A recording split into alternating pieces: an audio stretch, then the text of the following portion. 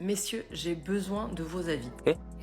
Mesdames, vous pouvez également le partager, mais là, vraiment, j'aimerais comprendre le fonctionnement masculin. Je vais vous raconter une histoire, mais attention, elle est passée, elle date d'il y a plus d'un an et demi, bref. Voilà, je suis passée à autre chose, mais j'aimerais bien comprendre un petit peu le fonctionnement. Je faisais partie d'un groupe avec des amis. Et dans ce groupe d'amis, il y avait un garçon qui me plaisait, et je lui plaisais visiblement, puisque bon, voilà, je voyais bien tous les petits regards, les choses comme ça qui se passaient, l'échange de SMS, même s'ils n'ont pas été très nombreux, les amis du groupe qui venaient systématiquement me dire que je lui plaisais, etc. etc. Mais lui, il était un petit peu encore sur la réserve, donc voilà, il n'osait pas trop venir vers moi. Bon, passons. C'est pas là où je veux en revenir. Du jour au lendemain, ce garçon ne m'a plus qu'à là du tout. Brutal. Et j'ai appris qu'il avait rencontré une nouvelle personne. Ok, pas de souci, vu qu'entre nous, il y avait que ce petit jeu voilà, de flirt, de séduction, mais qu'on n'avait rien fait. Ok, bon. Quand je lui ai dit que je savais que je lui plaisais, le mec a nié. Déjà, j'aimerais comprendre pourquoi, puisque tout le monde est venu me le dire, donc, et parce qu'ils m'ont rapporté tes paroles, donc visiblement, c'est que tu as bien dit des choses. Donc pourquoi aujourd'hui tu nies face à moi? Passons. Et je ne vois plus ces gens aujourd'hui, mais par contre, lui, donc je vous ai dit, c'était il y a un an et demi, il vient. Alors à l'époque, on pouvait voir qui c'est qui regardait votre profil TikTok. Donc il venait regarder mon profil TikTok. Et je sais aussi qu'il est venu regarder mon profil Insta, puisque je l'ai vu regarder certaines de mes stories. Expliquez-moi. Expliquez-moi pourquoi il fait ça. Je veux comprendre. Je m'en fous, hein. Cap. Vraiment, je m'en fous de cette personne, mais je veux juste comprendre le cheminement. Pourquoi revenir, pourquoi regarder, alors que c'est toi qui m'a... Voilà, qui a nié et qui m'a dit non mais c'est bon, salut. Donc j'aimerais comprendre. Voilà. Allez-y. Dites-moi tout, et pas de commentaires malveillants, vous serez systématiquement bloqué, parce que ça c'est pénible. Moi TikTok, voilà. Moi je suis dans la bienveillance, la compréhension, le développement personnel, la spiritualité, la malveillance, c'est pas pour moi. Voilà, merci, bisous. Expliquer la plus grosse carotte que les hommes ont mis en place et que les femmes n'ont toujours pas compris malheureusement. Cuisine. Malheureusement. Et encore, mais c'est dire, elle commence à éveiller un peu les consciences.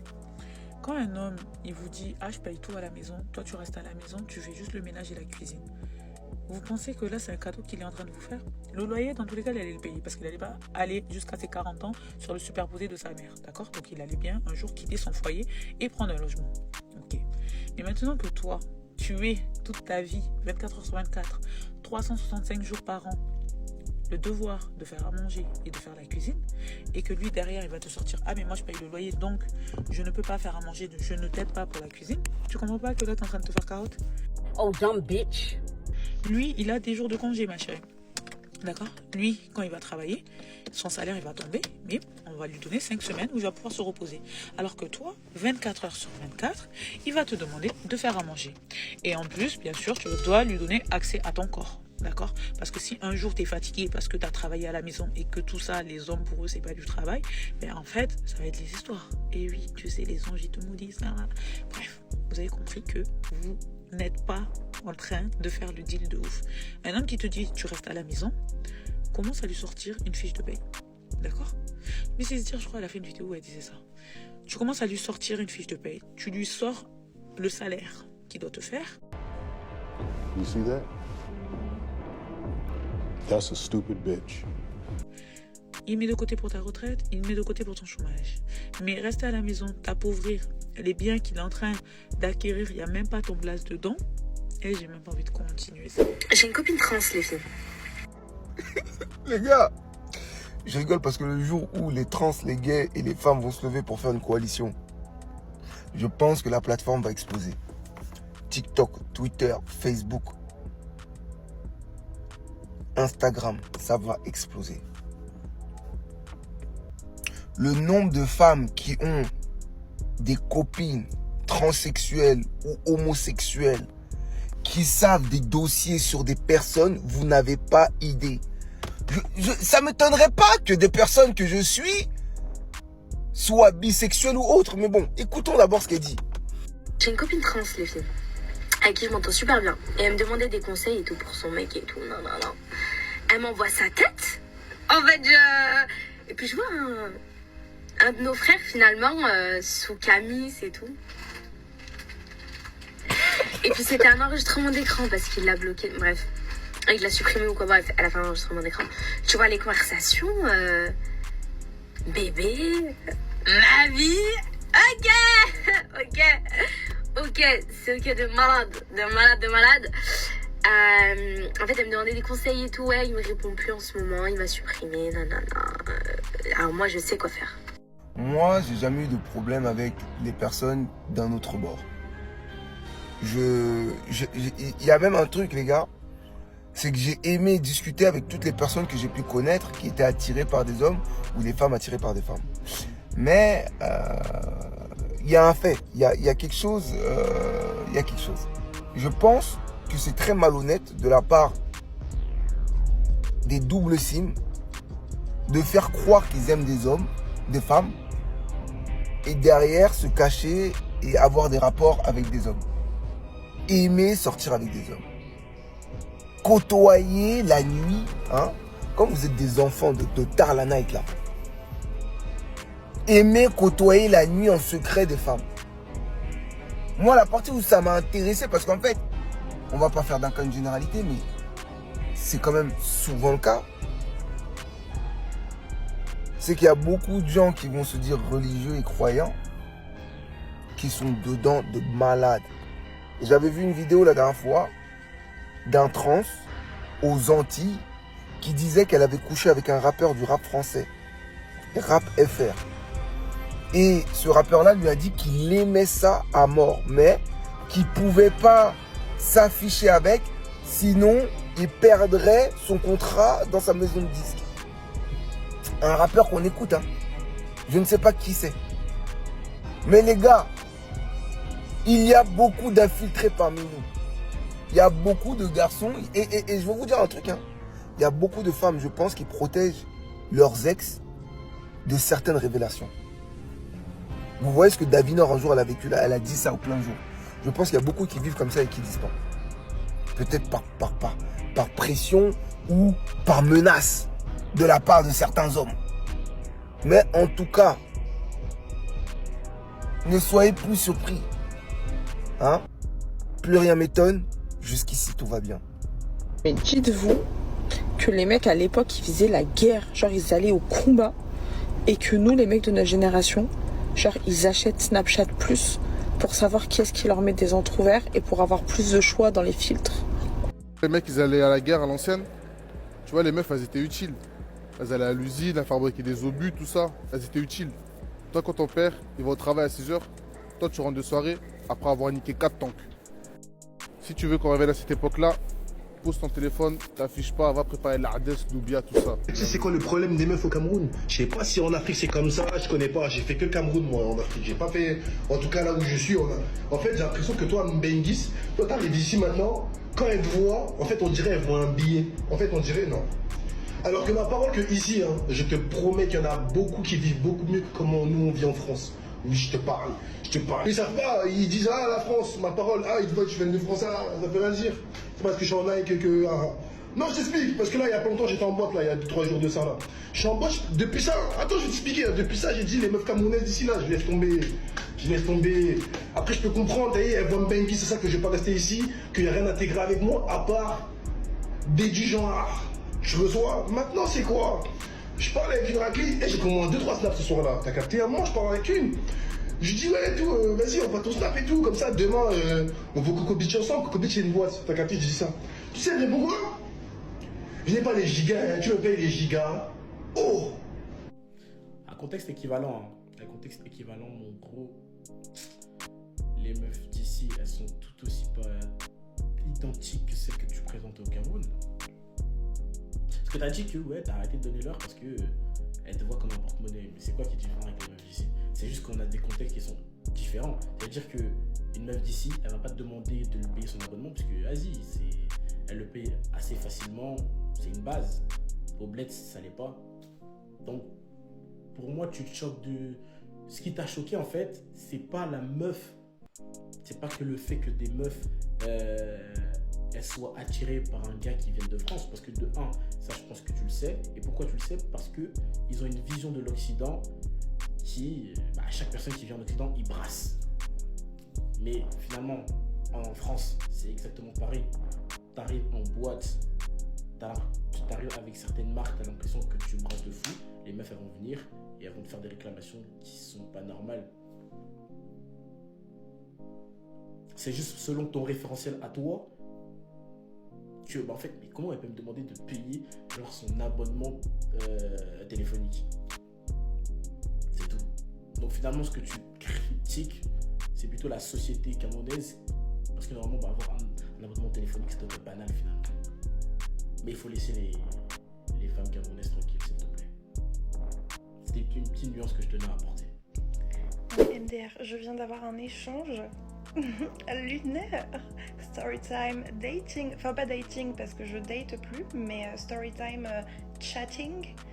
Je parlais avec un gars depuis quelques temps, d'accord. Je sais, j'ai dit que j'arrêtais, mais en fait je suis au chômage, vraiment c'est dur, genre j'ai pas tellement de trucs à faire comme ça dans mes journées. Bref, je parle à un mec qui a 35 ou 36 ans, d'accord. Donc je pars du postulat que homme mature, tu vois, genre 36 ans, c'est bon, j'arrête les mecs un peu plus jeunes et tout, genre let's keep going, you know.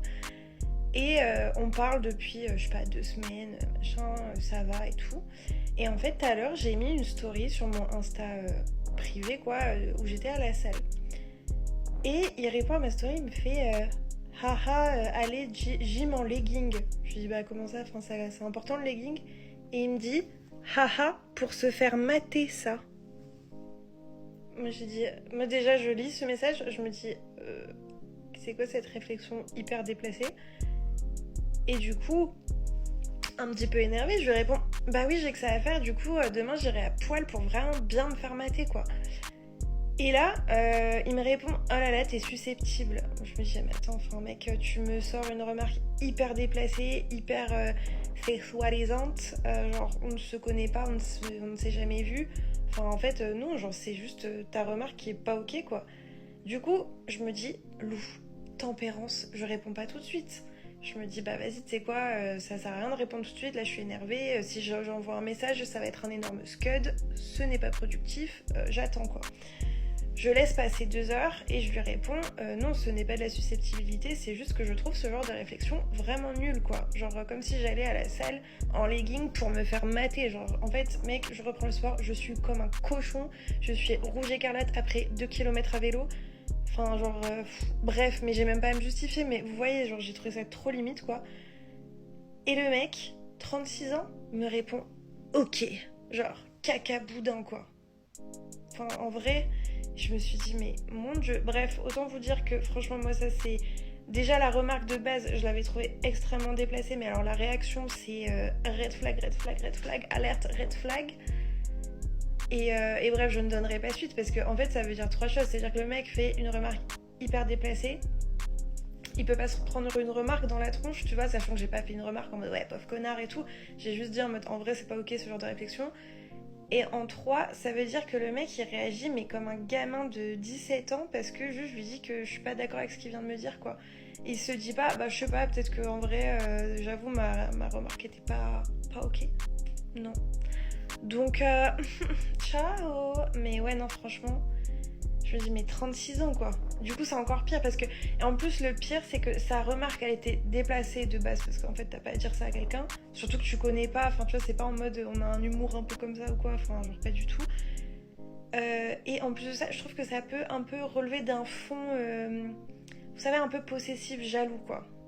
Genre, je me dis, c'est le genre de mec, tu sors avec, il t'interdit de mettre une jupe, quoi. Bref, voilà, c'était ma dernière story time en date. Voilà, je voulais juste vous partager ça. Et en fait, genre, le pire dans tout ça, c'est que s'il avait réagi en mode ouais, je suis désolée et tout, peut-être que ma remarque était déplacée, machin et tout, j'aurais dit écoute, c'est pas grave, tu sauras, tu vois. Mais là, ce genre de réaction derrière en mode mec frustré, caca boudin, genre ok. C'est pas moi de me lever pour prendre d'eau pour manger. Et je mange la bouteille d'eau. Il y a un verre d'eau. Eh oui, la vie de princesse, hein. Après quoi, j'ai pas mangé comme ça.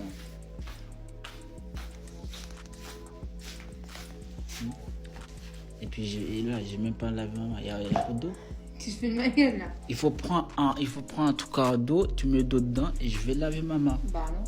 C'est comme ça. Non, tu fais jamais ça ici, arrête de mentir. Ben, maintenant, ça. Ça va commencer, je vais commencer à Tu vas mettre tes mains sales dans un saladier là-bas. Je vais commencer à traduire chez moi maintenant. J'ai fait ça avant, t'as bien compris, j'ai fait ça avant. Maintenant, c'est pas comme ça. J'ai pas mangé ma main et ça. Merci. Et putain, je vais te foutre là dans le bureau. Voilà. C'est ça maintenant qu'on va commencer à le faire. Un petit dos, hein, juste un... Voilà, pas beaucoup. Fais vite. Voilà, stop. Stop. Stop. Mais il n'y a même pas de temps. Bah c'est bon.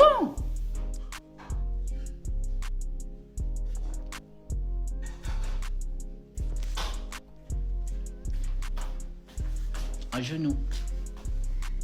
Voilà. C'est comme ça.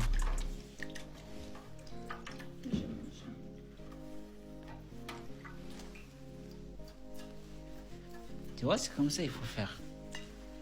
Bismillah. T'as dit bismillah? Dans ma tête. Dis bismillah. Dans ma tête. Dis bismillah. Bismillah. Merci. J'ai dit dans ma tête. Ah oui, mais on n'a pas entendu, nous. Dans ma tête. Bah oui, t'as dit de ta tête, mais nous, on veut du bismillah en vrai. C'est quel genre de rituel d'humiliation de chercher un job en 2025? On est arrivé à un stade où les entreprises qui recrutent attendent des candidats qui se mettent à genoux et qui supplient pour avoir un job. On n'est pas des stars. Je suis désolé, on n'est pas des stars, on va pas se mettre à genoux pour sucer le zub. Non mais ce qu'elle dit est réel, on n'est pas des stars, on va pas se mettre à genoux pour ça. En fait, un minimum de dignité humaine aussi. Tu sais qu'il y a un mec, premier degré, pour un taf, j'avais postulé CV lettre de motivation, le boug il m'a appelé, il était en Vago, il était en Gova, il en avait rien à foutre, il a fait l'entretien dans sa voiture en train de conduire, j'entendais parce que j'entends quand t'es dans le Bluetooth de la voiture, t'entends les bruits ambiants et tout. Il m'appelait en voiture. Et en plus, il voulait que je lui vende ma candidature comme si je vendais ma daronne. Mais non, gros. Je viens de tomber sur la vidéo d'une fille qui racontait qu'elle n'a pas décroché un job après un long processus de recrutement en plusieurs étapes. Et... Oui, parce que je l'ai déjà dit dans d'autres vidéos, mais Koh-Lanta, là, c'est rien à côté du processus de recrutement. Je te jure que Denis Brognard, tu le fais passer des entretiens pour retrouver un taf. Le poteau, il fait A, comme dans le même, là. On lui a simplement reproché de ne pas être assez motivé. Je vois pas ce que je peux faire de plus, honnêtement. Après, qu'est-ce que je peux faire? Je vais me faire tatouer le logo de l'entreprise sur le front pour dire que je suis hyper motivée. Tu me diras, peut-être qu'elle a pas montré suffisamment de motivation. Vous voulez que je vous dise tout ce qu'elle a fait pendant le process de recrutement? Déjà, elle a pas simplement envoyé sa candidature sur l'offre d'emploi. Elle est allée sur LinkedIn, elle a cherché toutes les personnes qui bossaient au RH dans cette entreprise pour trouver le contact de celles qui recrutaient sur le poste. En fait, j'ai compris, il faut être Joe Goldberg. On va se transformer en Joe Goldberg dans You. Non mais vous voulez des stalkers? Je vous jure qu'on peut être des stalkers, mais tu sais le pire c'est que même avec ça marche pas, frère. Parfois j'ai l'impression qu'ils recrutent juste à la legueux ou alors au nombre d'abonnés. Genre peut-être qu'il faut être des restats sur TikTok pour trouver un taf, je sais pas, je vous dirai peut-être. Elle a fait pareil avec le manager qui recrutait sur le poste. À chacun, elle leur a envoyé des mails avec sa candidature, sa lettre de motivation, etc. Ensuite, elle a passé plusieurs entretiens en visio et pour les entretiens spécialement, elle a créé un fond avec le logo de l'entreprise et la charte graphique. Qui fait ça? Premier degré, non, en vrai, ils lui ont pas donné le poste. Qui fait ça? Moi déjà j'ai un entretien, je fais mes contours, je mets une chemise, c'est déjà pas mal. Tu vois ce que je veux dire? Je considère que c'est le strict minimum, mais voilà. Elle a mis la charte graphique de l'entreprise, mais et vous l'avez pas prise. C'est pas fini. Évidemment, à chaque fois qu'elle a eu un entretien, elle a envoyé un mail de remerciement et après, quand elle avait pas de nouvelles, elle faisait un mail de relance. Systématiquement. On lui a donné un cas pratique à faire, elle a rendu un truc de 17 pages, elle a dit qu'elle a passé plus de 10 heures à travailler sur le cas pratique en question. Et après tout ça, elle a proposé d'elle-même de donner les références de ses anciens managers et de ses anciens employeurs pour prouver que c'était un bon élément. Elle n'a pas eu le job. Là, dans moins de 10 jours, on est en 2026. Dans 5 jours à peu près, on est en 2026. Les entreprises. Là, vous avez eu la meuf la plus déterre que j'ai jamais entendue. Tout ce qu'elle a fait, genre, je sais très bien, là, cette publication, il n'y en a pas 5% qui ont fait ça. Je le sais, on se sait entre nous, d'accord? Moi, j'envoie les mails de remerciements, de relance parfois, mais vas-y, la charte graphique, les références, waouh! Et avec ça, elle n'a pas trouvé de taf. Et après, vous venez nous dire, les jeunes, ils veulent pas travailler. en 2026, changez votre DA. Changez votre manière de recruter. Non, c'est plus possible. C'est quoi ça? Donc, genre, en fait, c'est très simple. Si on l'a fait à la sauvage comme BH, là, ou BK, je sais plus comment il s'appelle, mesquine, on est recalé. Si on l'a fait à la bien comme la go, on est recalé. Vous voulez quoi, en fait? Pas parce qu'elle n'était pas compétente, parce qu'ils ont considéré qu'elle n'était pas assez motivée. À quel moment? En plus, ils ont sorti la pire des raisons. Ça, c'est une raison, t'as pas besoin de te justifier. On a jugé que t'étais pas assez motivé, on a préféré prendre qu'un autre candidat. Moi, je te le dis, hein, cette raison-là, c'est un piston et t'as volé ta place. Parce que vu tout ce qu'elle a fait, là, même moi, demain, je l'engage. Même moi, demain, je la paye avec mon chômage. J'ai pas d'argent, je te jure, je la paye. C'est quoi ça? La go, elle est venue, elle était investie. Est-ce que tu te rends compte, elle a rendu 17 pages en cas pratique. Qui ici a postulé a fait 17 pages en cas pratique? Qui a passé 10 heures de taf sur un cas pratique? On se sait que personne ne l'a fait ici, tu vois. Parce qu'au bout d'un moment, tu sais que très bien que si tu es recalé, l'entreprise, à 99% de chances, ils vont péter tes idées pour l'utiliser après et les faire par un stagiaire ou par un alternant parce que c'est des crevards. Non, vous voulez vraiment jouer, on va jouer ensemble. Est-ce qu'on a normalisé les processus de recrutement en 15 étapes avec cas pratique, etc. C'est pour devenir astronaute ou c'est pour bosser derrière un ordinateur? Et puis... Non, c'est pour aller vendre à des clients qui sont riches, des solutions dont ils n'ont pas besoin, et en leur faisant croire qu'ils ont besoin de nous pour les mettre en place. Ouais, là, peut-être que je viens d'écrire le conseil, ouais. Ouais, mais en fait, j'ai la haine, parce qu'en fait, on m'a promis un taf après mon alternance, je l'ai pas eu, ok? Donc là, maintenant, je vais commencer à m'énerver sale. Et le bénévolat de ça, toutes ces heures, ce temps, cette énergie consacrée, et derrière, tu n'as même pas retour sur investissement, c'est épuisant. Épuisant. C'est épuisant. Non, en fait, tu vois, moi, c'est ma deuxième fois que je vais au chômage. Mais la première fois, il y avait un moment où j'étais en dépression. Mais genre, littéralement, parce qu'en fait, t'as beau faire tous les efforts du monde, adapter ton CV, faire les meilleures prestations et tout, personne te prend. Et en fait, genre, ça te sort des mails automatiques en pensant que... Et après, ça veut dire les jeunes ne veulent plus travailler. Mais en fait, genre, là, on arrive à un stade où on va tous câbler. Et je vous le dis, quand les jeunes n'auront plus rien à perdre, vous allez comprendre. Après, vous allez pleurer qu'on va s'expatrier, qu'on va juste travailler à l'étranger ou quoi. Mais c'est normal, c'est normal. À l'étranger, je suis désolé, j'ai eu plus d'entretiens avec des boîtes étrangères, en Espagne, en Allemagne, à Bruxelles, ou même à Londres, que ici. Explique-moi, comment c'est possible? J'ai les mêmes diplômes, les mêmes compétences. Et ici, vous voulez des mecs comme moi, de 28 ans, avec 15 ans d'expérience. Mais ça, pour avoir 15 ans d'expérience à 28 ans, il faut que j'ai commencé à travailler à 13 ans. Et c'est même pas légal.